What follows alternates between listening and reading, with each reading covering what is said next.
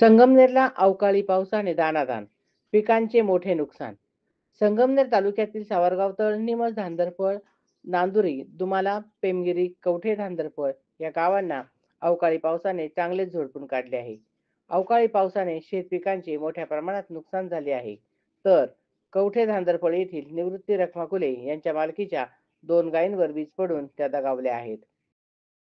संगमनेर शहर आणि तालुक्याला दुपारी 3:30 पासून ते 5 वाजेपर्यंत जोरदार अवकाळी पाऊस झाला. या पावसाने सर्वत्रच पाणीच पाणी झाले होते आणि काढणीला आलेला गहू, कांदा व इतर पिकांचे नुकसान झाले. सध्या उन्हाळ्याचे दिवस सुरू झाले आहेत. दिवसभर कडक ऊन पडते आणि पहाटेच्या वेळी थंडी जाणवते. अशातच गेले 2-3 दिवसांपासून प्रचंड उकाडा जाणवत होता. पावसाचे वातावरण तयार झाले होते. दुपारी 3:30 ते 4 वाजण्याच्या सुमारास अचानक आकाशात ढग दाटून आले आणि विजेंचा कडकडाट सुरू होऊन जोरदार अवकाळी पावसाला सुरुवात झाली. या पावसाने सर्वांचीच धांदल उडाली.